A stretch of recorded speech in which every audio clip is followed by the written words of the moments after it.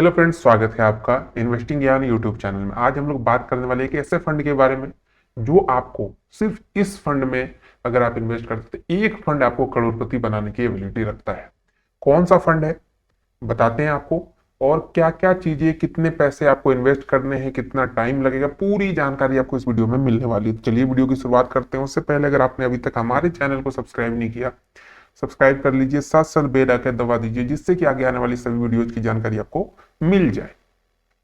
देखिए, ये जो फंड है ये है quant flexi cap direct growth fund. अब ये जो क्वांट का फंड है, अगर आप गूगल पे सर्च करेंगे टॉप 5 म्यूचुअल फंड या एसआईपी प्लान हाईएस्ट रिटर्न देने वाले, तो उसमें आपको टॉप 5 में 4 फंड जो दिखेंगे वो क्वांट कंपनी के ही दिखेंगे। तो ये जो फंड है, ये जो रिटर्न के मामले में बहुत तगड़ा फंड है आज के डेट में। अगर आप प्रीवियस 3-4 सालों का रिकॉर्ड देखें, 3 साल का, तो ये फंड टॉप 5 में 4 प्लेस इसने रिजर्व कर रखे हैं अपने। अब उसी का एक फंड है quant flexi cap fund direct growth. अब इसके बारे में बात करते हैं, क्या है इसका, कितना क्या रिटर्न दिया है।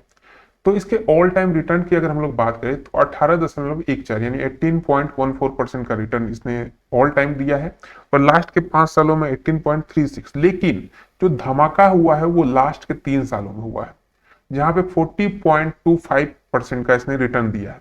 जहां बाकी फंड का मतलब स्थिति थोड़ी सी गंभीर चल रही थी, नुकसान में जा रहे थे, डाउन चल रहा था, लेकिन इस फंड ने 40.25% का लास्ट के 3 सालों में रिटर्न दिया है। ये बहुत ही जबरदस्त चीज आप देख सकते हैं।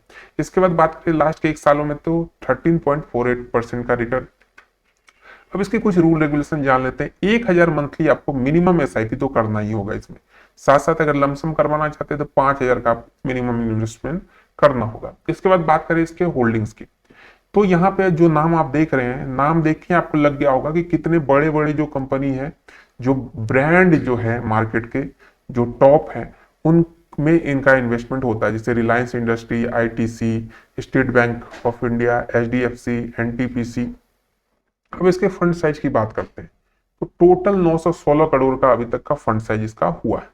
अब चलिए कैलकुलेशन पे चलते हैं। जैसा कि अभी तक का इसका ओवरऑल रिटर्न जो ऑल टाइम रिटर्न रहा वो 18% से ज्यादा का है, तो हम लोग 18% पे ही कैलकुलेट करेंगे। और मिनिमम एसआईपी की अमाउंट है 1000 इसकी, तो हम लोग 1000 रुपए पर मंथ के हिसाब से इसका इन्वेस्टमेंट प्लान देखेंगे। तो चलिए कैलकुलेट करते हैं।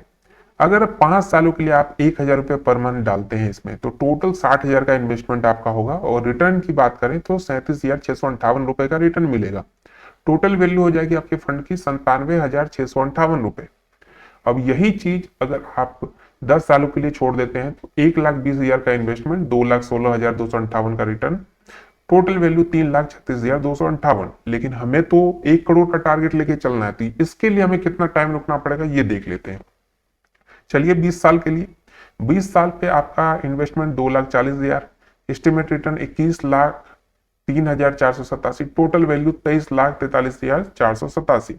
अब 25 सालों की देखें तो 3 लाख का इन्वेस्टमेंट होगा आपका, 55,23,312 का रिटर्न होगा, और टोटल वैल्यू हो जाएगी 58,23,312। लेकिन 1 करोड़ के लिए अब 58 तक तो हम लोग पहुंच गए, क्या हमें 1 करोड़ के लिए और 25 साल रुकना होगा? जी नहीं, मात्र आपको 3 साल और रुकने होंगे। यानी 3 लाख से आपको 3,36,000 के इन्वेस्टमेंट पर जाना है। ठीक है, 36,000 एक्स्ट्रा इन्वेस्ट करते ही आपकी जो अमाउंट है उसकी वैल्यू हो जाएगी, रिटर्न आपको मिलेगा 96,64,838, और टोटल वैल्यू हो जाएगी 1,08,38।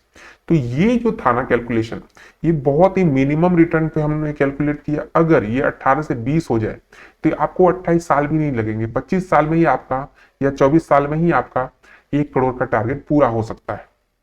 तो इस फंड की जो अभी 3 सालों की जो कैपेसिटी हमने देखा है, उसके अकॉर्डिंग कह सकते हैं कि फ्यूचर में बहुत अच्छा रिटर्न दे सकता है।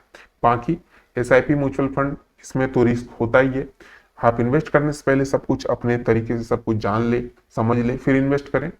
तो मिलते हैं एक नई वीडियो में, तब तक के लिए हमारे चैनल को सब्सक्राइब कर दे, वीडियो को लाइक कर दे।